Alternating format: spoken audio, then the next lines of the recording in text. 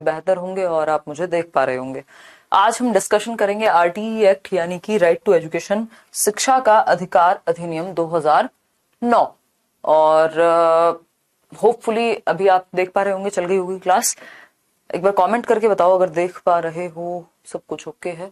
फिर स्टार्ट करेंगे। बहुत इंपॉर्टेंट सा टॉपिक है, लगभग सभी जगह पे आता है, तो ये एक कॉमन क्लास होगी भाई। जो भी ऐसे टॉपिक हैं जो कॉमन हैं, कुछ ही टॉपिक्स हैं, नहीं तो डेप्थ चेंज हो जाती है। जैसे सीटेट में क्या है, लेवल थोड़ा आपका हल्का पूछा जाता है, हर एक टॉपिक में नहीं, फिर वो टॉपिक ही अलग हो जाते हैं।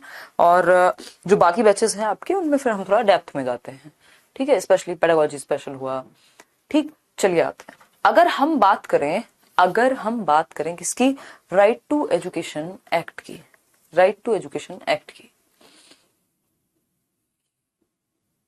आपका यूट्यूबर क्लास देख के मैंने क्लास ज्वाइन किया, बहुत बढ़िया काम। नहीं, आप में से बहुत सारे लोगों ने किया है। चलिए आ जाते हैं। हाँ, यूट्यूब पे क्लास है आज, बोल दिया सुजीत। वो जैसे कंप्लीट होगी ना यूनिट तो आपको मिल जाएगी, कोई दिक्कत नहीं है। चलिए स्टार्ट करते हैं। राइट टू एजुकेशन एक्ट यानी कि ये क्या है, एक डॉक्यूमेंट है, एक एक्ट है जिसका नाम है शिक्षा का अधिकार अधिनियम। बाइलिंगुअल लेकर के चलेंगे ताकि आप लोग परेशान ना हो। शिक्षा का अधिकार अधिनियम, जैसे कि हम नाम से ही समझ पा रहे हैं, शिक्षा का अधिकार यानी हर घर शिक्षा। अभी हर घर तिरंगा की बात हो रही थी ना, तो ये मान लो आपके हर घर शिक्षा जैसी बात है, यानी हर बच्चे को शिक्षा का अधिकार हो, है ना। यानी बच्चे का अधिकार है शिक्षा लेना, माँ बाप भी चाहें तब भी उसको घर पे ना बिठा पाए, ठीक है। तो ये है शिक्षा का अधिकार अधिनियम, 2009 में ये पास हुआ, है ना। फिर हम आगे बात करें। अच्छा हुआ, ठीक है। चलिए अगर हम बात करते हैं, बहुत बड़े मयंक देखिएगा, फोकस कीजिएगा। शिक्षा का अधिकार अधिनियम, मैं क्लास के बीच में कमेंट्स नहीं लूंगी, अगर कोई बहुत ही रिलेटेड डाउट है इसके रिगार्डिंग तो ही पूछेगा। शिक्षा का अधिकार अधिनियम 2009, R T act, right to education जिसको हम कहते हैं, यानी बच्चे का एजुकेशन लेना अधिकार है। जैसे पहले क्या होता था कि आज भी कुछ क्षेत्रों में तो फिर भी हो जाता होगा, बट अभी जो है बहुत सारी कोशिश गवर्नमेंट कर रही है कि जो बच्चे स्कूल से बाहर हैं किसी भी कारणवश, उनको स्कूल में वापस लाया जाए। यही बात नेशनल एजुकेशन पॉलिसी में कही गई है कि ऐसा ना हो कि स्पेशली लड़कियां हैं या बच्चे हैं, ड्रॉप आउट रेट बहुत ज्यादा है भारत में, यानी कि बच्चे स्कूल बीच में ही छोड़ देते हैं, पूरा ही नहीं करते अपनी प्राथमिक एजुकेशन भी, अपनी एलिमेंट्री एजुकेशन भी, यानी 8वीं तक की पढ़ाई भी। तो ये क्या किया गया कि ऐसा ना हो कि बच्चे के माँ बाप ही कहें कि तुम तो मजदूरी करो जाके, या तुम तो घर पे अगर लड़की है तो दूसरे बच्चों का, दूसरे भाई बहनों का ध्यान रखो, खाना बनाना सीखो, स्कूल जाके क्या करोगे। ऐसा नहीं होना चाहिए। तो राइट टू एजुकेशन एक्ट बनाया गया, यानी शिक्षा का अधिकार अधिनियम 2009, जिसमें एजुकेशन को फंडामेंटल राइट। जी रोशन, बिल्कुल सही बात है। राइट टू एजुकेशन एक्ट, अब छोड़ते हैं बाकी बातें, इधर आ जाओ। अगर हम बात करते हैं अबाउट आरटीई एक्ट 2009, तो ये एक एक्ट है जैसा कि हम जान रहे हैं, और आपके कॉन्स्टिट्यूशन में, संविधान में इसके तहत एक आर्टिकल या एक अमेंडमेंट हुई जिसको 86th अमेंडमेंट कहते हैं, और एक आर्टिकल जो कि 21 अल्फा कहलाता है, इसको इंसर्ट किया गया और एजुकेशन को क्या बना दिया गया, एजुकेशन बन गई, यानी शिक्षा क्या बन गई, एक फंडामेंटल राइट बन गई, ठीक है। एक फंडामेंटल राइट, फंडामेंटल राइट, ठीक है। फंडामेंटल राइट यानी मौलिक अधिकार, यानी हमसे हमारा शिक्षा का अधिकार कोई नहीं छीन सकता। ये क्या है, मौलिक अधिकार है, ठीक है। जैसे राइट टू, जो भी आप प्रोफेशन है आपका, तो आपका राइट है कि आप अपना प्रोफेशन खुद से चूज कर पाए, ठीक है कामिनी। हाँ, आरटीई अलग एक्ट है, नेशनल एजुकेशन पॉलिसी पूरी पॉलिसी है। एक्ट भी तो आते रहते हैं ना टाइम के साथ साथ, ये अलग अलग डॉक्यूमेंट्स हैं, चाहे वो एनसीएफ है जो हम नेक्स्ट क्लास में पढ़ेंगे, नेशनल एजुकेशन पॉलिसी जो हम कर चुके हैं, ब्लूम टैक्सोनॉमी अपने आप में एक टॉपिक है पेडागोजी का, और ये एक्ट है राइट टू एजुकेशन एक्ट जिसको हम डिस्कस कर रहे हैं। तो ये अलग अलग चीजें हैं, ठीक है। ये थियोरीज नहीं है, ये एजुकेशन से रिलेटेड जो policies government time to time बनाती रहती है, जो अमेंडमेंट्स यानी परिवर्तन टाइम टू टाइम करती रहती है, उसमें फिर एक्ट्स होते हैं ना, तो उनको पढ़ना जरूरी है। अगर आप एज अ टीचर स्कूल में जाएंगे, आपको पता ही नहीं टीचर को कितने घंटे काम करना है या क्या स्थिति होनी चाहिए, बच्चों के क्या अधिकार हैं, आपके क्या अधिकार हैं, तो इसलिए जरूरी है कि आपको ये चीजें पता हो। जो भी एजुकेशन के रिगार्ड में हुई हैं। अभी ये चीजें बहुत जल्दी बदल जाएंगी, जैसे नेशनल एजुकेशन पॉलिसी लागू होगी तो ये आरटीई की भी एज में भी परिवर्तन और भी बहुत सारे परिवर्तन होने वाले, तो उससे पहले अपना शांति से बढ़िया से इन्हीं को तैयार करो और फटाफट से निपटाओ, अपनी नौकरी लो, ताकि आगे तक के टेंशन ना रहे। फिर वो चेंज होगा तो थोड़ा सा दिमाग में बार बार चीजें याद रखनी पड़ेंगी। अभी तो आपने एक बार पढ़ लिया, यही रहने वाला है, अभी तक तो चेंज नहीं है। इसमें क्वेश्चंस भी हम साथ में करेंगे, ठीक है, इसमें हम क्वेश्चंस भी साथ में करेंगे। तो एजुकेशन एक मौलिक अधिकार बन गई, शिक्षा क्या बनी, इसके तहत मौलिक अधिकार बनी। बहुत सारी बातें इसके रिगार्ड में एक एक करके, इसमें फैक्ट्स ज्यादा हैं, यानी तथ्य हैं बहुत सारे जो आपको याद रखने हैं, ठीक है। चलिए समझते हैं। हाँ, ये ऐसा एक्ट है जिसने कॉन्स्टिट्यूशन में अमेंडमेंट की बात कही है, जिसमें कॉन्स्टिट्यूशन में यानी संविधान में संशोधन हुआ है कि मौलिक अधिकार बनाए शिक्षा को। ये बहुत बड़ा एक्ट है। पॉलिसी आती है टाइम टू टाइम चेंज होने के लिए कि भाई ये पॉलिसी आई है, एजुकेशन को हमें ऐसे कराना है, ठीक है। देखिएगा, अगर हम बात करें तो एक और चीज है इसमें छोटी सी जो आपको याद रखनी है कि इसके सेक्शंस कितने हैं, भाग कितने हैं। तो इसमें 38 सेक्शंस हैं। अब एक एक सेक्शन तो आपको बैठ के नहीं रटना है, बहुत ज्यादा समय हो आपके पास, एक्स्ट्रा पढ़ाई आपने की हुई हो, तो आप ये आरटी का डॉक्यूमेंट आपको कहीं भी किसी भी ऑनलाइन वेबसाइट पे मिल जाएगा। और फैक्ट्स काम के मैं ऐसे डिस्कस करूंगी कि याद रहेंगे मुनमुन। फैक्ट्स ऐसा नहीं है मैं आपको बोरिंग तरीके से फैक्ट्स डिस्कस नहीं करूंगी, ठीक है। तो 38 सेक्शंस हैं, यानी 38 भाग हैं इसके। कितने हैं? 38 भाग हैं, 38, ठीक है। इतनी बात क्लियर है। ये लागू कब से हुआ? इसको कहते हैं राइट टू एजुकेशन एक्ट 2009। लेकिन ये जो लागू हुआ, एनेक्ट हुआ, भाई लागू होने में टाइम होता है। अभी तो नेशनल एजुकेशन पॉलिसी कब से हम डिस्कस कर रहे हैं, 2019 में ड्राफ्ट सबमिट हो गया था और हम 2020 में डिस्कस कर चुके हैं उसको, और अभी जाकर के कहीं 2030 तक लागू होगी या 25 से पहले कुछ चीजें लागू होंगी, है ना। पूरी तरह से तो एनेक्ट होने में टाइम लगता है। तो हम कहें 2009 की बात, तो ये एनेक्ट हुआ 1 अप्रैल, नया सेशन शुरू होता है ना आपका स्कूल्स का, 1 अप्रैल 2010 से। कब से? 1 अप्रैल 2010 से लागू हुआ। ये डायरेक्ट क्वेश्चन पूछा जाता है कि जो राइट टू एजुकेशन एक्ट है ये लागू कब से हुआ, जो आरटीई है वो लागू कब से हुआ, राइट टू एजुकेशन एक्ट लागू कब से हुआ, ये पूछा है। सिंपल, 7 चैप्टर हैं, 38 भाग हैं, ठीक है। 7 चैप्टर्स, 38 सेक्शंस, क्लियर है। तो आरटीई एक्ट जिसने, हाँ, जिन्होंने अभी ज्वाइन किया कोई बात नहीं। एनसीएफ एक फ्रेमवर्क है, नेशनल एजुकेशन पॉलिसी एक बहुत बड़ा डॉक्यूमेंट है जिसके अंदर एनसीएफ एक छोटी सी चीज है कि ऐसे पढ़ाना है ना, उससे रिलेटेड एक डॉक्यूमेंट हुआ। हाँ, एडमिशन ओपन है अभी, 7 अध्याय और 38 भाग हैं इसमें, ठीक है जी। बहुत बढ़िया शिवांगी। इसको एनेक्ट कब से किया गया, ये डेट याद रखिएगा, 1 अप्रैल 2010 से, 1 अप्रैल 2010 से लागू हुआ है ये। और बात यानी ये कब से, इसको कहा क्या जाता है, इसका नाम क्या है, आरटीई एक्ट 2009 यानी 2009, आरटीई एक्ट 2009 इसको कहा जाता है। लागू हुआ है 1 अप्रैल 2010 से। इतनी बात क्लियर है, कोई दिक्कत नहीं है, कोई भी परेशानी नहीं है। ये तो नोट्स आपको बने बनाए मिल जाएंगे, कुछ भी लिखने की जरूरत अलग से पड़ेगी नहीं। 2-4 चीजें लिखनी हो लिख लेना, नहीं तो बुक है अपनी वो पेडागोजी क्लास नोट्स वाली, वो ले लेना, उसमें सारे नोट्स हैं हैंड रिटन प्रॉपर, और इवन आपको बैच में भी मिल रहे होंगे पीडीएफ की फॉर्म में। देखिएगा, अगर हम बात करें इस पीडीएफ जो ये आपके साथ शेयर हो जाएगी, इसमें सब लिखा हुआ है। देखिए, अगर हम बात करें every child has a right to full time education, यानी इसमें मुद्दा क्या उठाया गया है कि प्रत्येक बच्चे का, एवरी चाइल्ड, प्रत्येक बच्चे का ये क्या है, अधिकार है, राइट है। क्या है? राइट है to full time elementary education. Full time elementary education बोले तो एलिमेंट्री एजुकेशन क्या है, 8वीं कक्षा तक की शिक्षा प्राप्त करना हर एक बच्चे का अधिकार है, कम से कम बेयर मिनिमम तो उसको पता हो, ठीक है। Of satisfactory and equitable quality, यानी क्वालिटी भी क्या है, सेटिस्फैक्ट्री होनी चाहिए। ऐसा नहीं है किसी बच्चे को बहुत अच्छी एजुकेशन, किसी को बिल्कुल अच्छी एजुकेशन नहीं मिल पा रही, तो एक सेटिस्फैक्ट्री लेवल का या इक्विटेबल क्वालिटी एजुकेशन पाना हर बच्चे का, गुणवत्ता वाली शिक्षा पाना हर बच्चे का अधिकार होना चाहिए। इन अ फॉर्मल स्कूल, एक रेगुलर स्कूल में, एक सामान्य स्कूल में, फॉर्मल स्कूलिंग में जिसमें बच्चा रोज जाता हो, विच satisfies certain essential norms and standards, और ये एजुकेशन कुछ नॉर्म्स को, कुछ मानकों को सेटिस्फाई करती हो, है ना। हमें पता है 3 प्रकार की एजुकेशन होती है, एक होती है फॉर्मल, एक होती है इनफॉर्मल, तीसरी होती है नॉन फॉर्मल। फॉर्मल क्या है? फॉर्मल है जब आप रेगुलर स्कूल जाते हो। फॉर्मल एजुकेशन क्या है? वैसे तो ये टीचिंग लर्निंग प्रोसेस का हिस्सा है। फॉर्मल एजुकेशन है जब आप डेली स्कूल जाते हो। भाई फॉर्मल यानी औपचारिक शिक्षा, फॉर्मल एजुकेशन, ये बात तो हम डिस्कस भी कर चुके हैं ना। फॉर्मल एजुकेशन औपचारिक शिक्षा, इनफॉर्मल अनौपचारिक कहेंगे इसको एजुकेशन, और फिर आती है आपकी नॉन फॉर्मल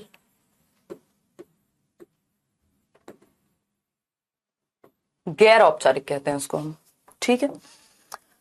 अब ये जो फॉर्मल एजुकेशन है ये क्या है? ये रेगुलर स्कूल है आपका, जिसमें बच्चा डेली जाएगा अपना यूनिफॉर्म वगैरह पहन के, रेगुलर स्कूलिंग या रेगुलर एजुकेशन आप कह सकते हो। और एजुकेशन ये समझने के लिए, सिर्फ कॉन्टेक्स्ट के लिए। इनफॉर्मल में बच्चा कहीं से भी सीखेगा, लाइफ से भी, जरूरी नहीं है डेली कहीं स्कूल जाना हो उसे, है ना, लाइफ से, रिश्तेदारों से, टीवी से, जहां से मन करे।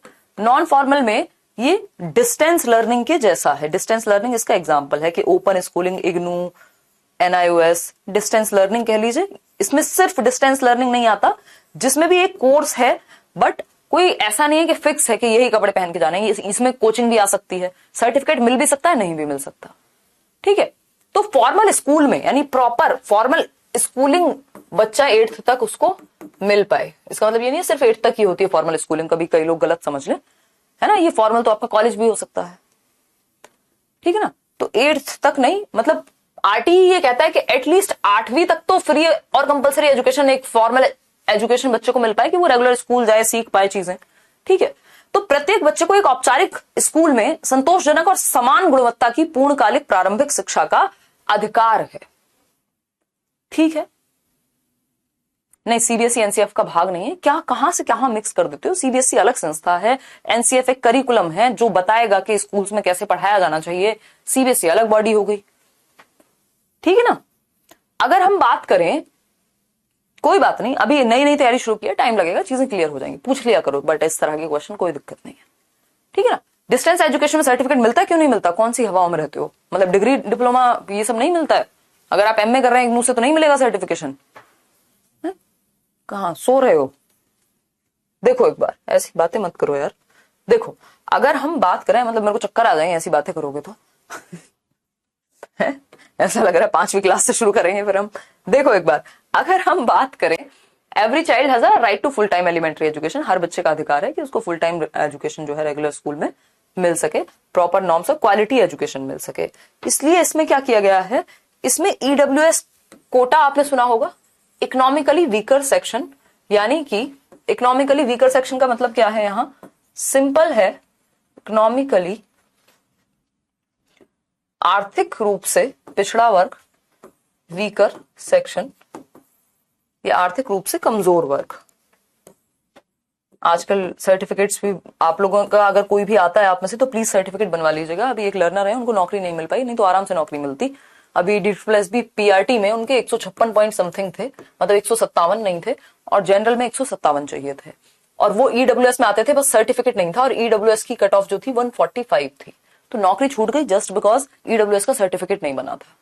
समझ पा रहे हो? तो ये अपने पेपर वर्क अपना पूरा तैयार करा के रखो, चाहे OBC में हो तो अपना नॉन क्रीमी लेयर और ये सब बनवा के रखो। आर्थिक रूप से कमजोर वर्ग,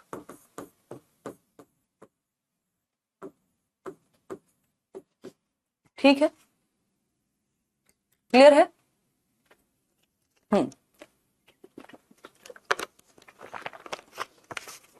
अब जो बच्चा, इन्होंने कह तो दिया कि एक रेगुलर स्कूल में, फॉर्मल स्कूल में अच्छी education, quality education with standards, मानकों के साथ मिले, लेकिन नॉर्म्स के साथ मिले। सबके पास तो उतना अफोर्ड करना बस क्या नहीं है। तो RTE ने क्या कहा, RTE एक्ट ने कहा कि हम क्या करेंगे भाई, 25% कोटा रखेंगे EWS का, जिसमें जो गरीब वर्ग का बच्चा है वो भी फ्री एजुकेशन ले सके। तो प्राइवेट स्कूल्स में भी, जो पब्लिक स्कूल्स जिनको हम कहते हैं, वहां पे भी कोटा रखा गया कि EWS वाले जो बच्चे हैं वो फ्री एजुकेशन ले पाए, इस कोटे के तहत। अब भारत है, यहाँ तो कुछ भी होता है, कोटे में ही पता नहीं क्या क्या होता होगा, सीट्स के साथ और बच्चों के साथ भी थोड़ा बहुत व्यवहार में अंतर आ जाता है, बट बहुत बड़ा काम है नहीं। बट अगर हम ये कहें इकोनॉमिकली वीकर सेक्शन के लिए, ईडब्ल्यूएस के लिए कितनी सीट्स हैं, 25% सीट्स निर्धारित हैं, किसमें, आरटीई एक्ट 2009 में, ये हमें पता होना चाहिए। ठीक है, चलें आगे बढ़े। 27% कह रही हैं शिवानी, मेरे ख्याल में 25% है। देखिए बेसिकली इसमें है, पूछा नहीं भी तब भी है, लेकिन ठीक है। अगर हम बात करते हैं, हाँ कोई कह रहा है लाइव का क्या फायदा जब क्वेश्चन तो पूछ नहीं सकते, कई हजार लोग पढ़ रहे हैं, कैसे पूछेंगे आप क्वेश्चन, और कम भी लोग होंगे, मान लो 100 लोग भी हों तो भी 100 लोगों के क्वेश्चन एक टाइम पे लिए जा सकते हैं? नहीं। ऑफलाइन में पढ़ने जाएंगे तो क्या सबके क्वेश्चन का जवाब दिया जा सकता है? लास्ट में हो सकता है थोड़ी देर टीचर बैठ जाए, और आजकल तो ऑफलाइन में 500 1000 बच्चा है, अगर बड़े बैच बनते हैं जहां पे अच्छे टीचर्स के, तो उस केस में तो फिर मतलब कैसे दोगे जवाब? और ऑफलाइन की फीस और यहाँ पे अंतर भी तो है ना यार, ऐसे ह्यूमैनिटी मत भूलो, कम से कम इतने परेशान मत हो, आज नहीं तो कल आएगा नंबर, है ना। ऑफलाइन में यही बैच 20,000 में डिस्कशन होता है, उसमें भी सबको मौका नहीं मिलता, दोबारा क्लास भी नहीं देख पाते हैं, एक बार जो देख ली, मिस हो गया तो हो गया, देखो एक बार, ऐसे परेशान मत हुआ करो यार। ऑनलाइन एजुकेशन है तो थोड़ा सा फायदे नुकसान दोनों चीजें होंगी। राइट टू एजुकेशन एक्ट 2009, इस पे अगर हम चर्चा करें, सिंपल सी बात है, कॉन्स्टिट्यूशन में 86वां संविधान संशोधन हुआ 2002 में। 2002 में 86वां संविधान संशोधन हुआ, 80, हाँ 25% ही है वो, 86th अमेंडमेंट, 80, हाँ लास्ट में क्वेश्चन है, इस चैप्टर के लास्ट में क्वेश्चन करेंगे हम, 86th अमेंडमेंट एक्ट 2002, याद रखिएगा, 86वां संविधान संशोधन। अब ये 86वां संविधान संशोधन जो है ये 2002 में हुआ, जिसके तहत आर्टिकल 21 अल्फा को क्या किया गया, इंसर्ट किया गया कॉन्स्टिट्यूशन में, संविधान में भारत के, to provide free and compulsory education of all children, यानी हर बच्चे को, फ्री का मतलब क्या है, निःशुल्क शिक्षा, क्या, फ्री, निःशुल्क, जिसमें कोई शुल्क ना देनी हो, कोई फीस ना देनी हो। एंड कंपल्सरी मतलब, कंपल्सरी का मतलब है अनिवार्य शिक्षा, यानी कोई भी रोक नहीं सकता बच्चे को स्कूल आने से, क्योंकि ये उसका अधिकार है। तो निःशुल्क एवं अनिवार्य शिक्षा मिले बच्चे को, ठीक है, in the age group of 6 to 14 years of age as a fundamental right, यानी 6 से 14 वर्ष के बच्चों को निःशुल्क एवं अनिवार्य शिक्षा लेना उनके मौलिक अधिकार में दिया गया। कर चुके हैं नवल, अभी के लिए, कुछ होगा अगर चेंज कल बताएंगे, ठीक है, अभी के लिए यही है। एक को अल्फा क्यों बोल रहा हूं, ताकि याद रहे। देखिए अगर हम बात करें आर्टिकल 21A, ठीक है, हाँ दिसंबर 2002 शिवांगी, तो 86वां संविधान संशोधन जो है आपका 2002 में हुआ, जिसके तहत आर्टिकल 21A अल्फा आया, और 6 से 14 वर्ष के बच्चों को फ्री एंड कंपल्सरी एजुकेशन लेना फंडामेंटल राइट, यानी मौलिक अधिकार बना। इतनी बात क्लियर है, कोई दिक्कत परेशानी दर्द समस्या इस बात को समझने में नहीं होनी चाहिए। एक होता है आर्टिकल 45, ये होता था ECCE के लिए, अर्ली चाइल्डहुड केयर एजुकेशन के लिए, ठीक है, इससे कंफ्यूज नहीं होना। अर्ली चाइल्डहुड केयर एजुकेशन है आपकी 3 से 6 वर्ष के बच्चों के लिए, जबकि ये है 6 से 14 वर्ष के बच्चों के लिए, ठीक है ना। अब इसमें अगर हम देखते हैं तो ये कब से इफेक्ट में आया, यानी लागू कब से हुआ, तो ये लागू हुआ 1 अप्रैल 2010 से, 1 अप्रैल 2010 से ये प्रभाव में आया। लागू कब से हुआ, RTE right to education act 2009, 1 अप्रैल 2010 से, ये बात हम डिस्कस भी कर चुके हैं, लेकिन ये ऐसे फैक्ट्स हैं जिनको जितनी बार आप रिवाइज कर लेंगे उतना दिमाग में टिकेंगे, ठीक है ना। और कोई जल्दीबाजी तो है नहीं, प्रॉपर पढ़ रहे हैं, बड़ी क्लासेस हैं, टाइम है आपके पास। अगर हम बात करें Pinki, the title of the right to education act incorporates the words, इसमें क्या वर्ड है, टाइटल में क्या है, टाइटल है फ्री एंड कंपल्सरी। ये बिल्कुल दिमाग में बिठा लीजिए, जैसे ही आरटीई दिमाग में आए, दिमाग में रखो निःशुल्क एवं अनिवार्य, निःशुल्क एवं अनिवार्य, यानी कोई शुल्क नहीं, 0 फी, और कंपल्सरी यानी अनिवार्य, कोई भी बच्चे का अधिकार है, मौलिक अधिकार है कि आप उससे शिक्षा नहीं छीन सकते, एवं अनिवार्य, निःशुल्क एवं अनिवार्य शिक्षा, यानी घर वाले भी चाहें तो उनपे भी केस हो जाएगा यदि आपने बच्चे को जबरदस्ती घर पे बिठा करके रखा, उसका एडमिशन नहीं कराया। समझ पा रहे हैं ना। कई क्वेश्चन तो नहीं, एक आध क्वेश्चन जरूर आ जाता है। तो title of the RTE act incorporates the words free and compulsory. तो इसका टाइटल जो है आरटीई में क्या है, वर्ड्स टाइटल वर्ड्स में है फ्री एंड कंपलसरी, निःशुल्क एवं अनिवार्य शिक्षा, यानी कि फ्री हो और कंपलसरी हो, यानी सभी के लिए निःशुल्क हो, किसी को 1 रुपया देने की जरूरत नहीं है, कोई फीस नहीं, कोई एडमिशन फीस नहीं है, कोई टेस्ट के चार्जेस नहीं है, और अनिवार्य यानी सब बच्चों का अधिकार है। 6 से 14 वर्ष का अगर यदि कोई बच्चा है तो उसका अधिकार है। ठीक, ये पूरे देश में लागू हुआ, जम्मू एंड कश्मीर को छोड़ के, उसमें भी बाद में लागू हो गया 2019 में, उस पर भी आएंगे। चलिए समझते हैं। It makes provisions for a non admitted child, यानी एक बच्चा जो नॉन एडमिटेड है, जो जिसका एडमिशन नहीं हुआ, जिसका दाखिला नहीं हुआ, जिसका प्रवेश नहीं हुआ, गैर प्रवेशित बच्चा जिसको एडमिशन दिलाया ही नहीं गया, to be admitted to an age appropriate class. अगर ऐसा कोई बच्चा है जो मान लीजिए 6 साल की उम्र में पहली क्लास में जाना था और वो 8 साल की उम्र तक ऐसे ही घूम रहा है बाहर, जाने नहीं दिया किसी ने, तो इस आरटीई एक्ट के तहत 8 साल के बच्चे को अब आप पहली क्लास में नहीं लेके जाएंगे। भाई 6 साल का बच्चा पहली क्लास में, 7 साल का बच्चा दूसरी क्लास में, 8 साल का बच्चा तीसरी क्लास में, तो एज एप्रोप्रिएट, तो ये 3rd क्लास में सीधा जाएगा। 3rd क्लास में सीधा बच्चा पढ़ने जाएगा। 8 साल का बच्चा यदि है, 8 इयर्स का बच्चा है, तो वो सीधा 3rd क्लास में जाएगा, मतलब एज एप्रोप्रिएट क्लास। ये 6 से 14 वर्ष के जो बच्चे हैं, लिखा हुआ है हिंदी में, 6 से 14 वर्ष के जो बच्चे हैं, ये 6 से 14 वर्ष के बीच जिस भी एज का बच्चा, अगर आपको 10 साल का बच्चा मिला है तो आप उसको पहली कक्षा में थोड़ा ना लेके जाओगे, है ना, आप क्या करोगे, उसको 5वीं कक्षा में लेके जाओगे। ठीक है भाई, जो 9 साल का बच्चा होगा वो 4थी क्लास में आएगा, फिर 10 साल का बच्चा 5वीं क्लास में आएगा। तो अगर 10 इयर्स का बच्चा है, कभी वो 1-2 बार स्कूल गया था फिर नहीं जा पाया या कभी नहीं गया, तो आप एज के अकॉर्डिंग बच्चे को स्कूल में एडमिशन दिलाते हैं। और उसमें फिर टीचर की भी एक जिम्मेदारी ज्यादा बढ़ जाती है कि उसको वो जो गैप पीछे का हुआ है, क्योंकि देखो अगर स्कूल नहीं गया है इसका मतलब ये नहीं ना कि उसका दिमाग डेवलप नहीं हुआ है, पर उसका दिमाग का जो स्तर है वो तो 10 साल के बच्चे के बराबर ही है ना, तो वो जो चीजें पीछे की रह गई हैं वो हम उसको तब सिखाते हैं। ठीक है, अगर हम बात करें, हाँ 6 - 1 = 5, बिल्कुल हाँ, तो वो फंडामेंटल राइट नहीं था ना 45 जो है। ठीक है डेजी, अगर हम बात करें, अमेज़न से ले लो वो बुक, कोई दिक्कत नहीं है। यह एक गैर प्रवेशित बच्चे के लिए एक आयु उपयुक्त कक्षा में भर्ती होने का प्रावधान करता है कि भाई अगर कोई बच्चा है किसी भी वजह से नहीं पढ़ पाया तो उसकी एज के अकॉर्डिंग उसको एडमिशन दिला दीजिए। ठीक है, इतनी बात, कोई दिक्कत नहीं।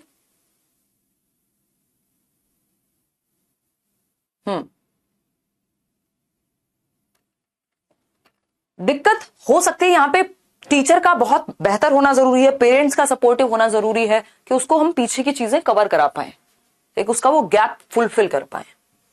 ठीक है ना, अगर हम ये कहें तो हम कह सकते हैं कि एज अप्रोप्रिएट क्लास। अब इससे क्या होगा, क्लास होमोजीनियस बनेगी एज वाइज, होमोजीनियस बनेगी एज वाइज। क्यों, क्योंकि एक एज का बच्चा एक ही क्लास में होगा, मतलब अगर 10 साल के बच्चे हैं तो एक 5वीं क्लास में होंगे। इस तरह से होमोजेनिटी आती है, यानी एक रूपता आएगी क्लास में, एज के अनुसार एक रूपता आएगी। आरटीई के द्वारा ये क्वेश्चन पूछा जाता है। हाँ, पिछली कक्षा कैसे पूरी होगी इसकी जिम्मेदारी टीचर्स लेंगे, बाकी स्टाफ लेगा, प्रावधान इसके लिए किया जाएगा। वो तो जमीनी हकीकत तो ये है कि बहुत ही मुश्किल से प्रावधान हो पाता है, बट एज के अकॉर्डिंग आप उसको एडमिट कराएंगे। इट प्रोहिबिट्स, अब कुछ चीजें हैं, कुछ 5 इंपॉर्टेंट चीजें हैं जो ये प्रोहिबिट करता है, यानी कि प्रोहिबिट का मतलब क्या है, प्रतिबंध लगाता है जिसपे आरटीई, यानी प्रतिबंधित चीजें।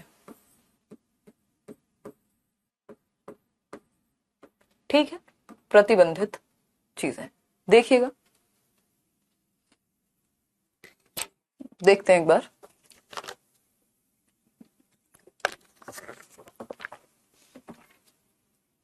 होमो का मतलब है सेम, होमोजीनियस मतलब एक रूप, एक प्रकार की क्लास बनेगी, एज वाइज सभी सेम होंगे क्लास में। ठीक है ना, हिंदी में भी आएगी बुक जल्दी ही। तो पहला पॉइंट है physical punishment and mental harassment, यानी आप बच्चे को शारीरिक दंड नहीं देंगे, इस पर प्रतिबंधन है, ये प्रोहिबिटेड है आरटीई एक्ट में, शारीरिक दंड नहीं दिया जा सकता। बच्चों को मुर्गा या मुर्गी नहीं बनाएंगे, शारीरिक दंड नहीं देना है ना, प्रोहिबिटेड है। भाई आप बच्चों को स्केल से पीट रहे हैं, आजकल भी होती हैं कुछ चीजें बट पहले से कम हो गई हैं, इवन टीचर सस्पेंड तक हो जाते हैं, दिक्कत आ जाती है अगर आप बच्चे को पीट नहीं सकते, हाथ नहीं लगा सकते आप बच्चे को, है ना। तो physical punishment and mental harassment, और ऐसा भी नहीं है आंखें दिखाएंगे, हाथ नहीं लगाएंगे तो आंखें दिखा के उसको टॉर्चर करेंगे, है ना। तो आप बच्चे को मार पीट नहीं सकते, ह्यूमन राइट्स है ना, आप तो पुलिस भी मार पीट नहीं सकती कायदे में, तो क्यों, है ना। हैप्पी बर्थडे नेहा, क्योंकि ह्यूमन राइट है, आप किसी को भी क्यों मारोगे पीटोगे, बाकी तरीकों से देखो क्या करना है। तो बच्चे के साथ तो स्पेशली मारपीट नहीं करनी है, वो तो एक अलग क्रिमिनल एक्टिविटी हो गई। Physical punishment and mental harassment, ना तो मानसिक रूप से आप बच्चे को प्रताड़ित करेंगे और ना ही शारीरिक रूप से, है ना। फिर तो हमारी नौकरी की उम्र है, हम कहां जाएंगे। हाँ हुमा, सही बात है, आपको तो लेनी पड़ेगी, छीननी पड़ेगी नौकरी मेहनत करके। अगर हम बात करें screening procedures for admission of children, यानी इस चीज पे भी प्रोहिबिशन है कि आप एडमिशन का जो टेस्ट लेते हैं वो टेस्ट नहीं लेंगे। कोई जगह पे तो माँ बाप का भी टेस्ट ले लेते हैं, इतने महान महान लोग हैं, तो एडमिशन के लिए टेस्ट नहीं लिया जाएगा 6 से 14 वर्ष के बच्चे का, है ना। अगर बच्चा 6 से 14 वर्ष में, यानी कक्षा 1 से कक्षा 8 तक अगर एडमिशन कराना है तो टेस्ट नहीं होना चाहिए उसका।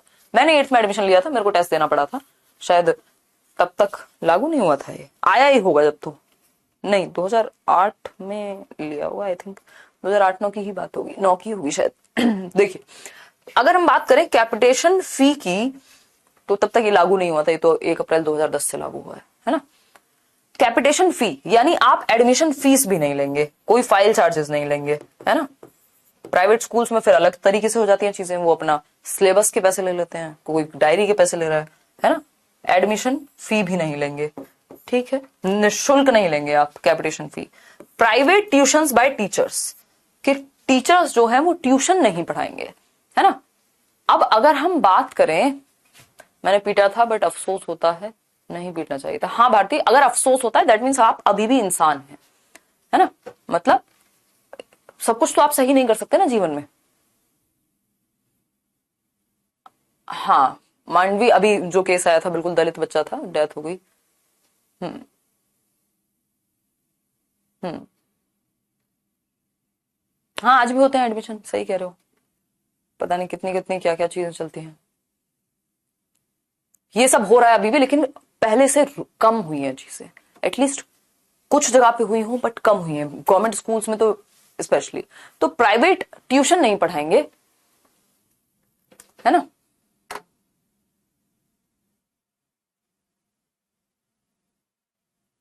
हाँ बिल्कुल सही बोल रहे हैं आप, बिहार में घटना हुई है, बिल्कुल सही बात है, कायदे में मारना बनता नहीं है। देखिए अगर हम बात करें तो प्राइवेट ट्यूशन बाय टीचर्स, यानी टीचर्स जो है वो प्राइवेट ट्यूशन नहीं पढ़ाएंगे, स्पेशली गवर्नमेंट टीचर्स को आप देखते हैं वो नाम बदल के, काम बदल के पढ़ा रहे हैं, छिप छिप के। कई लोग तो यूट्यूब पे ही हैं, वो सरकारी नौकरी भी कर रहे हैं, बड़े गर्व से कह रहे हैं इस बात को कि हम तो नौकरी में भी हैं। अब क्योंकि अब इतनी किसको पड़ी है, जब तक आप बहुत ज्यादा फेमस नहीं है तब तक कौन जा रहा है कंप्लेन करने, है ना। तो उस केस में क्या है कि वैसे तो ट्यूशन पढ़ाना भी अलाउड नहीं है, तो या तो फिर किसी और के अकाउंट में दिखाएंगे, कुछ और करेंगे टेढ़ी मेढ़ी हरकतें। अदरवाइज भाई आपने गवर्नमेंट नौकरी इसलिए ली कि आप गवर्नमेंट की सेवा करना चाहते हैं और कुछ और आपको नहीं उतना बेहतर मिला उस स्तर का करने को, तो आपने वो चूज किया। अब आप वहां भी दंगे कर रहे हैं कि आप कुछ और कर रहे हैं। तो प्राइवेट ट्यूशन नहीं पढ़ाने हैं टीचर्स को, स्पेशली गवर्नमेंट स्कूल में तो ये बात फिर भी है, प्राइवेट में तो अभी भी चलती है ये चीजें। Running of schools without recognition, देखो परिवर्तन ना एक दिन का काम नहीं है, इतना बड़ा देश है, इतने सारे लोग ही तो परिवर्तन लाते हैं ना। जब लोग ही आपस में पालन ना करेंगे, लोग ही रिश्वत देना और लेने में इंटरेस्ट रखेंगे, तो सिर्फ रूल थोड़े ना कुछ भी चेंज कर देगा, टाइम लगेगा। पहले से बेहतर हुई है चीजें, है ना। चलिए, तो running of schools without recognition, यानी बिना मान्यता प्राप्त किए स्कूल नहीं चलेंगे। ऐसा नहीं है किसी का भी मन किया और स्कूल खोल लिया, आपको रिकॉग्निशन लेना पड़ेगा, एफिलिएशन लेना पड़ेगा। आपने देखा होगा स्कूल्स पे लिखा रहता है एफिलिएटेड टू सीबीएसई, सीआई जो भी है वो दूसरा, और आईसीएसई, है ना, या यूपी बोर्ड। तो वो किसी एक बोर्ड से या यूजीसी से, अगर हम बात कर रहे हैं कॉलेजेस की, वो एक्रीडेशन उनको लेना पड़ेगा, वो रिकॉग्निशन लेना पड़ेगा। बिना रिकॉग्नाइज्ड यूनिवर्सिटीज भी आप देखते हैं फ्रॉड हो जाता है फिर वो। उसी तरह से स्कूल्स भी प्रॉपर मान्यता प्राप्त होने चाहिए, है ना। स्कूल्स भी क्या होने चाहिए, मान्यता प्राप्त होनी चाहिए, ठीक है। करेल पर भी है सरकारी सब तो, हाँ रोशन, सब जगह है, हर तरह के लोग हैं ना। अब सबकी अपनी चॉइस है ना, सबकी अपनी चॉइस है, क्या कर सकते हैं, कोई बात नहीं। नहीं मैं किसी एक को इतना इतना कोई महत्वपूर्ण थोड़ी है यार कि मैं किसी को स्पेशली बोलूंगी। मैं इन जनरल बोल रही हूँ। एक टीचर है, उन्होंने तो मतलब मैसेज आया, उनको लगा मैंने कहीं कंप्लेंट कर दिया। भाई मैं इतनी खाली थोड़ी ना हूं, और मैं किसी का जो जो खुद से कर रहा है अपनी मर्जी से कर रहा है, मेरे को क्या पड़ी है? इतना काम है करने को कि ये सब ना करना पड़े बेकार में। तो मुझे याद आ गई वो बात, इसलिए मैं आप कह रही हूँ ये गवर्नमेंट टीचर वाली बात। अदरवाइज मेरे को कोई शौक नहीं है इस बात का। भाई सबका अपना इंडिविजुअल चॉइस है, जिसका जो मन करे करे। वो अपने एक्शंस के लिए हर इंसान खुद जिम्मेदार है ना। वो खुद से, मतलब मैं खुद का सोच सकती हूँ। मैंने नहीं किया मेरे पास जब ऑप्शन था, क्योंकि यूट्यूब मेरे लिए प्रायोरिटी थी और एक पैशन भी था, तो मेरे को नहीं लगा ठीक कि करनी चाहिए। तो हालांकि घर में थोड़े से दंगे हुए, पंचायत हुई है ना, बट हो गई चीजें मैनेज। देखो एक बार अगर हम बात करें तो इतना दिल पे मत ले लिया करो यार, इतना कोई इंपॉर्टेंट नहीं है, मतलब इस तरह की कोई चीज नहीं है। अगर हम बात करें, नहीं पीडीएफ आपको मिल गई है नेशनल एजुकेशन पॉलिसी की, ठीक है। हाँ, तो करियर विल एक अलग संस्था हो गई ना। चलिए अगर हम बात करें, मैं मजे मजे में आपसे बातें कर रही हूँ, आप तो दिल पे ले गए हो हैं, वो देखें, आप देखो, सरकार देखे हैं। देखो एक बार अगर हम बात करें physical punishment and mental harassment की, तो आप किसी को भी शारीरिक रूप से मुर्गा या मुर्गी नहीं बना सकते, इवन मानसिक रूप से भी बच्चे को प्रताड़ित नहीं कर सकते। नहीं, मैंने जॉब नहीं ली। Screening procedures for admission of children, यानी कि हम ये कह सकते हैं कि आप टेस्ट नहीं लेंगे बच्चों को, ठीक है ना। फिर इसके बाद क्या है, कैपिटेशन फी, आपके एडमिशन फीस नहीं लेंगे, प्राइवेट ट्यूशन आपको अलाउड नहीं है एज टीचर्स, और बिना रिकॉग्निशन, बिना मान्यता प्राप्त के आप विद्यालय रन नहीं कर पाएंगे। आगे बढ़े, चलिए देखिएगा।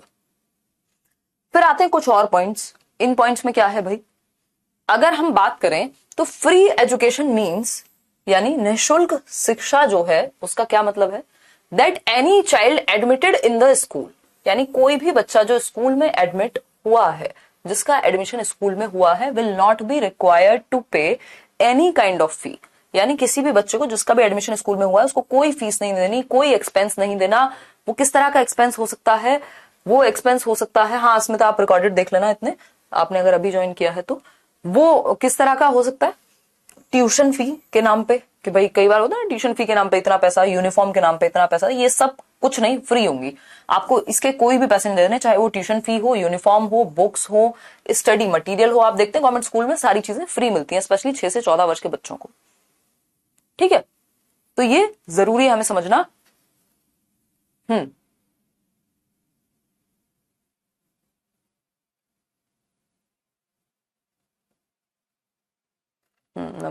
नवाजिश कह रहे हैं कुछ, अब सवाल नहीं पूछ सकते, कमेंट बंद करो, लास्ट में पूछिएगा ना, लास्ट में पूछिएगा। देखिए अगर हम बात करें निःशुल्क शिक्षा का अर्थ है कि विद्यालय में प्रवेश लेने वाले किसी भी बच्चे को किसी भी प्रकार का शुल्क या खर्च, यानी चाहे वो ट्यूशन फी हो, वर्दी के पैसे हो, यानी यूनिफॉर्म हो, आपकी किताबें हो, अध्ययन सामग्री हो, किसी के भी आधार पे आप बच्चे से पैसा नहीं लेंगे। That simple. आगे बढ़ेंगे, देखते हैं, देखिएगा फटाफट। अगर हम देखें, in other words it implies an education which is free from anxiety, stress and fear, यानी कि दूसरे शब्दों में हम कह सकते हैं, दूसरे शब्दों में हम कह सकते हैं, हाँ स्मृति कह रही है उनके यहाँ भी गवर्नमेंट वाले ट्यूशन पढ़ाते हैं ना, ठीक है, अब वो उनका अपना निजी मामला है कि उनको क्या करना है जीवन में, या ठीक है वो कुछ ना कुछ तो कंट्रीब्यूट कर ही रहे होंगे, पढ़ा रहे होंगे, किसी को तो मौका मिल ही रहा होगा सीखने का, बट ये बाय लॉ ठीक नहीं है। इसका सिंपल सा मतलब ये, मॉरली ये सही है कि गलत है उस पर हम नहीं जाएंगे, वो हमारा काम नहीं है, वो आप खुद डिसाइड कीजिए, है ना। हाँ हाँ बिल्कुल सही कह रहे हैं रोशन, ऐसा ही होता है जनरली, ऐसा ही होता है जनरली।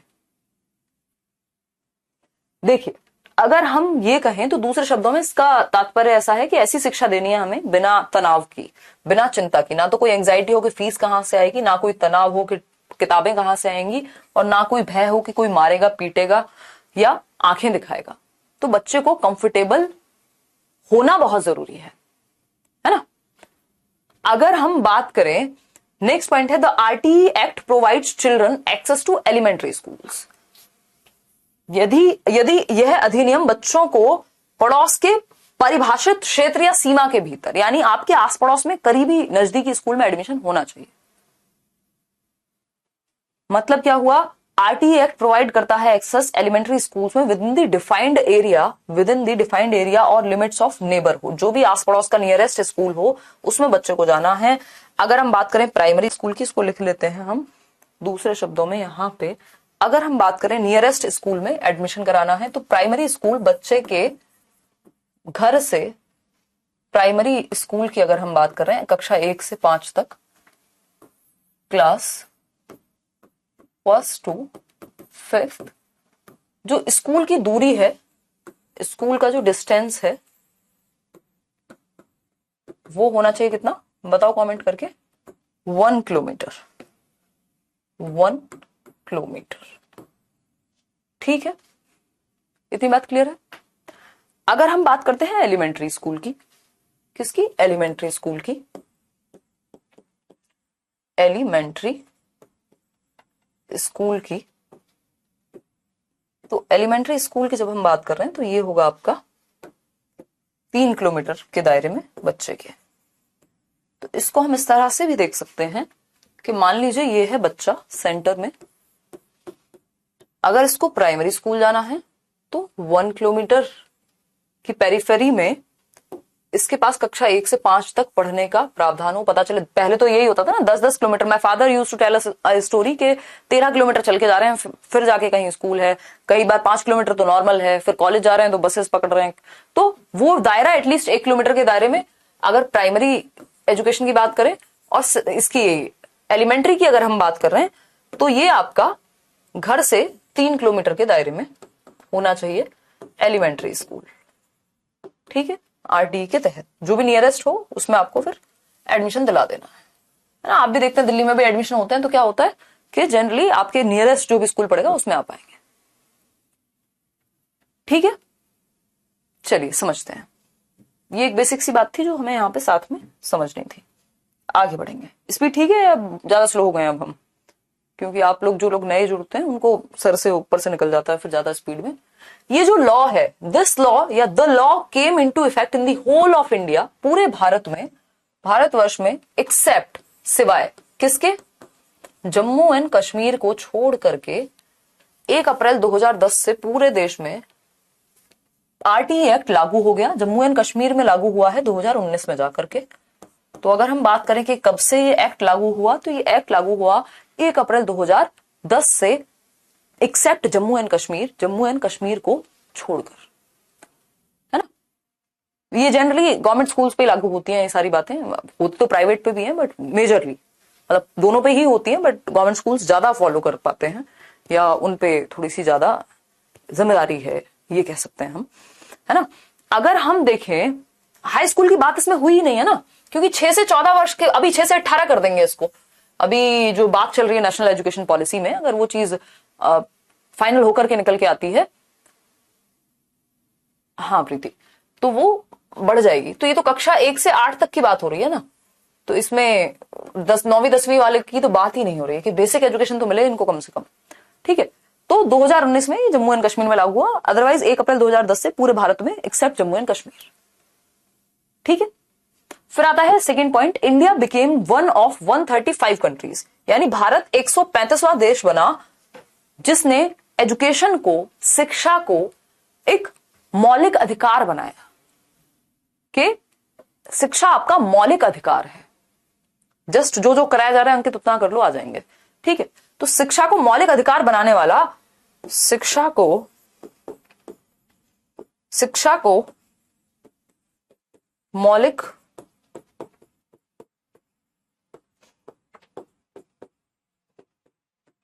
अधिकारों में शामिल करने वाला भारत 135वां देश बना।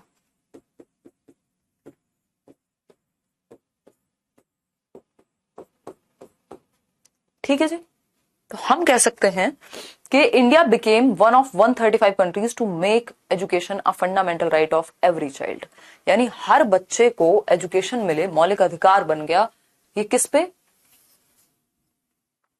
भारत ने भी इस चीज को लागू कर दिया कि yes, education is a fundamental right, बच्चे का अधिकार है, आप उसको चाह के भी घर पे नहीं रोक सकते। और ऐसी इससे पहले 134 कंट्रीज थी जिन्होंने फंडामेंटल राइट बनाया है एजुकेशन को। भारत 135वां बना, और इन 135 की लिस्ट में जहां पे शिक्षा मौलिक अधिकार में है वहां पे भारत भी शामिल हो गया। अभी और भी बहुत सारी चीजें होनी है जिनमें चेंजेस आने चाहिए, बट देखो कब होती हैं वो। यूएस जैसी कंट्रीज में तो बहुत आगे तक सपोर्ट है पढ़ाई को लेकर के, अभी तो हम 8वीं पे अटके हुए हैं। अगर हम बात करते हैं नेक्स्ट पॉइंट की, तो इसमें ये भी ध्यान रखने वाला है, ये सीटेट में पूछा भी जा चुका है यहां से क्वेश्चन।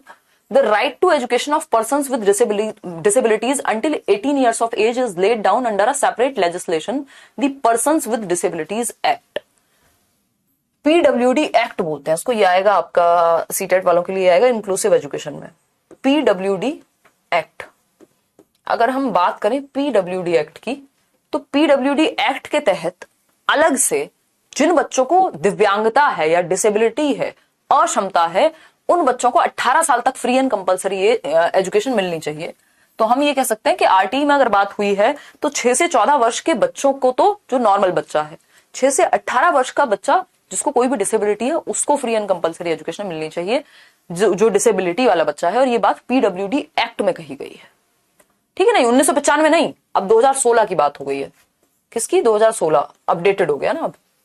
खैर, ड्यूटी ऑफ पेरेंट्स, पेरेंट्स की क्या ड्यूटी है? तो इसमें एक ड्यूटी दी है आर्टिकल 51A में, पेरेंट्स की ड्यूटी को बताया गया है कि it is the duty of parents to admit the child in the elementary school, कि पेरेंट्स की ड्यूटी है कि बच्चे को स्कूल में एडमिशन दिलाएं। ठीक है, क्या हो गया आलोक, क्या समस्या आ गई?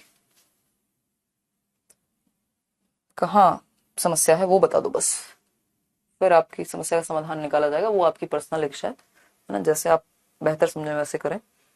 देखिएगा, अगर हम बात करते हैं तो number of teachers for class 1st to 5th, कितने नंबर ऑफ टीचर्स होने चाहिए क्लास 1st to 5th तक? अगर देखें हम, इससे भी पहले हम एक और छोटी सी चीज है, थोड़ा सा, क्योंकि मैं सिर्फ डेटा आपके सामने प्रस्तुत करूंगी तो आप हो जाएंगे बोर और भूल जाएंगे, तो बीच बीच में कुछ कुछ कहानी जैसी चीजें भी हम लाते रहेंगे ताकि आपको समझ में आ जाए। ठीक है जी, हाँ।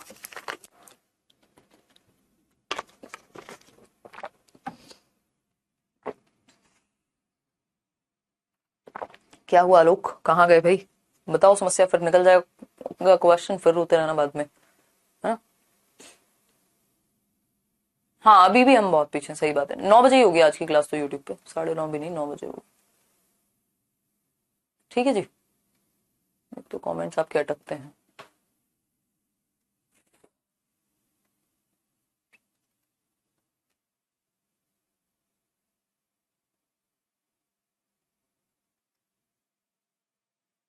किसके लिए बोलो भैया लोग? 1 मिनट रुको बस, आज इनकी सुन ही लें, परेशान ज्यादा हैं। एसएमसी की हम बात करेंगे। एसएमसी है स्कूल मैनेजमेंट कमेटी, ठीक है। अरे यार क्या अजीब बातें हैं लोग, हैं? स्कूल चल रहा है यहाँ पे, हैं? स्कूल चल रहा है। देखिए, अगर हम बात करते हैं किसकी? एसएमसी की, स्कूल मैनेजमेंट कमेटी की। स्कूल, कुछ लोगों ने ना प्राइमरी स्कूल बना दिया इसको, और ऐसे बिहेव करते हैं जैसे कक्षा 1 से 5वीं के बच्चे हों। स्कूल मैनेजमेंट कमेटी, ये पूरी कोशिश रहती है कि आप मेरे साथ ही डिस्कशन में रहें, और फिर लाइव भी चाहिए आप लोग क्लास, नहीं तो हम एक और टीचर रख देंगे सीडीपी का जो आधा कोर्स कंप्लीट करा दे, बट आप लोग पढ़ नहीं पाएंगे फिर उनसे, है ना। तो मेरी क्लासेस में थोड़ा बहुत आपको एडजस्ट करना पड़ता है, अदरवाइज चीजें हो रही हैं। ठीक, अगर हम बात करें तो ये विद्यालय, क्या कहोगे मैनेजमेंट को? संगठन समिति, समिति का गठन इसमें होना जरूरी है ताकि ये देखा जा सके कि स्कूल में जो चीजें हैं वो ठीक से हो रही हैं या नहीं हो रही हैं, है ना। तो ये एसएमसी का गठन किया जा सके इसमें, ठीक है। अगर हम बात करें तो एसएमसी में ज्यादातर पेरेंट्स होते हैं। जो पेरेंट्स की संख्या है, पेरेंट्स यानी अभिभावक बच्चे के, वो होंगे 75%। भाई 100% अगर सीट है तो 75% पेरेंट्स होंगे, और अदर्स जो हैं वो 25% होंगे। अब इन अदर्स में 25% में भी 3 कैटेगरी शामिल हैं। वो 3 कैटेगरी कौन सी है, यानी बच्चे के जो अभिभावक हैं कि वो अपना सुझाव दे सकें स्कूल मैनेजमेंट प्रबंधन कमेटी में कि क्या स्कूल में तकलीफ आ रही है, क्योंकि वो जो आसपास के लोग हैं वो ज्यादा जानते हैं ना वहां के एनवायरमेंट को, तो उन लोगों को शामिल किया जाए। ठीक, अगर हम समझें यहां पे तो ये देख सकते हैं,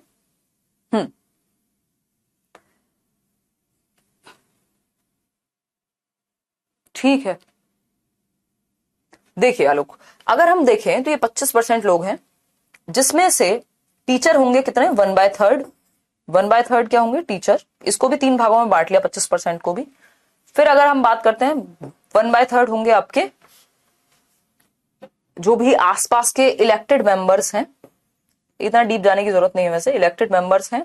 और 1/3 होंगे आपके जो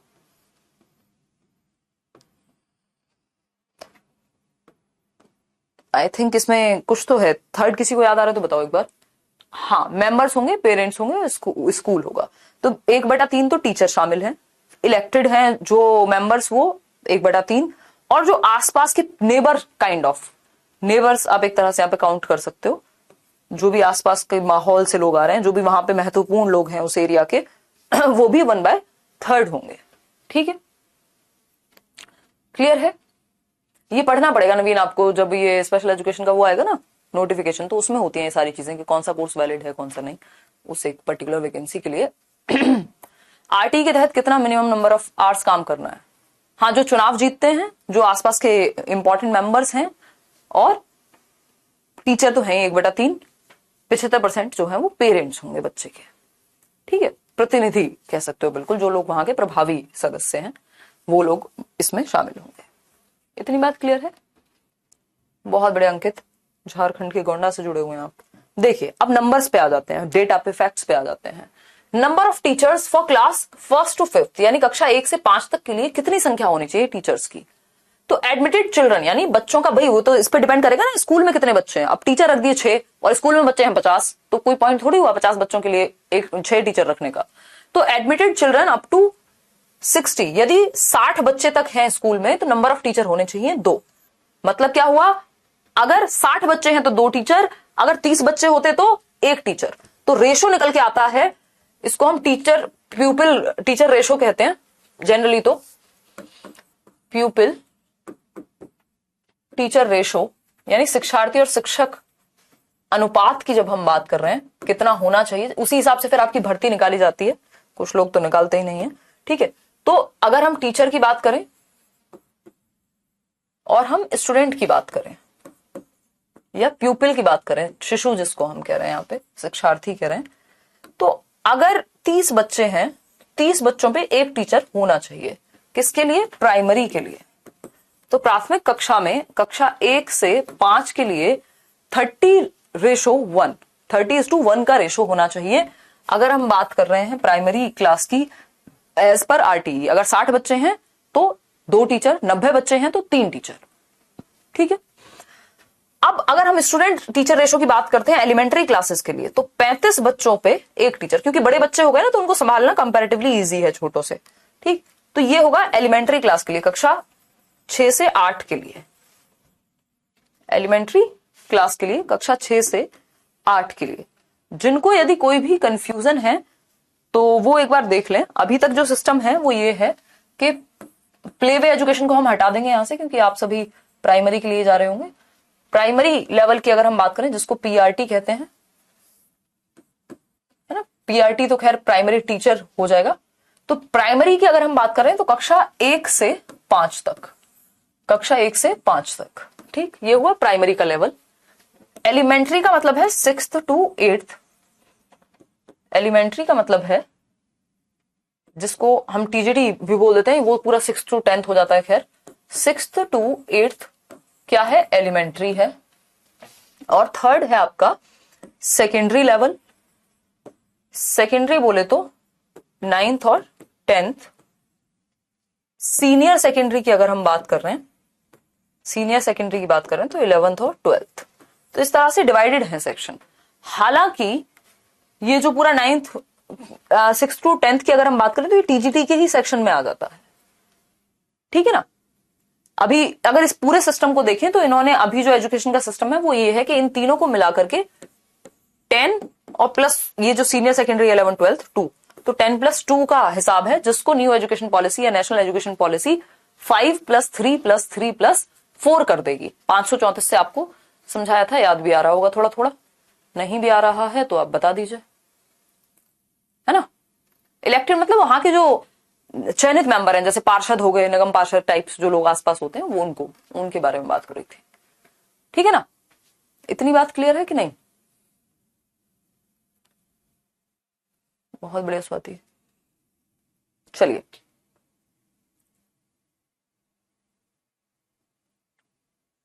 नहीं भारती, बिल्कुल हम लोग हैं यार, कोई दिक्कत नहीं, मैं हूं यहाँ पे। देखिए कमेंट्स आपके रुक गए हैं तो मैं आपके कमेंट्स अब बिल्कुल नहीं पढ़ पा रही हूँ, तो आप चुपचाप से ये पढ़ लीजिए, ठीक है। अगर हम बात करें, वो 8:30 बजते रुक जाते हैं 1 घंटे बाद, तो प्राइमरी, एलिमेंट्री और सेकेंडरी, तो हमने बात की, अभी जो बात की है बहुत इंपॉर्टेंट है, कई बार क्वेश्चन पूछा जा चुका है कि प्राइमरी लेवल पे शिक्षक शिक्षार्थी अनुपात जो है वो 30:1 होना चाहिए। एलिमेंट्री यानी 6th to 8th लेवल पे 35:1 होना चाहिए, यानी 35 बच्चों पे एक शिक्षक 6th to 8th क्लास के लिए, कक्षा 1 से 5 तक के लिए 30 बच्चों पे एक टीचर। ये जैसे जैसे बच्चे बढ़ेंगे टीचर बढ़ जाएंगे। जैसे ही 150 बच्चे से ऊपर बात जाती है तो फिर हमें टीचर की संख्या के साथ साथ एक हेडमास्टर को भी रखना पड़ेगा, ठीक। तो children between 61 to 90 number of teachers हो जाएंगे 3, ऑफकोर्स वो उसी रेशो में बढ़ेंगे। चिल्ड्रन बिटवीन 91 से 120 के बीच में अगर बच्चे हैं तो 4 टीचर। जैसे ही 150 के ऊपर बच्चे जाएंगे तो 5 टीचर प्लस एक हेड टीचर, जो जिसको हम प्रिंसिपल कहते हैं, ठीक है। 150 के ऊपर 5 टीचर प्लस, भाई 3 पंजे 15 हो गए ना, 30 बच्चों पे एक टीचर, तो 150 के हिसाब से क्या हो गए, 5 टीचर बन गए। लेकिन एक उनको भी तो मैनेज करने के लिए चाहिए, जब इतने सारे टीचर हो गए तो हेड टीचर पूरा स्कूल संभालने के लिए, ठीक है। वो रेशो आपका जो है एलिमेंट्री क्लास में वो वहां पे 200 बच्चों से ऊपर और 35:1 है।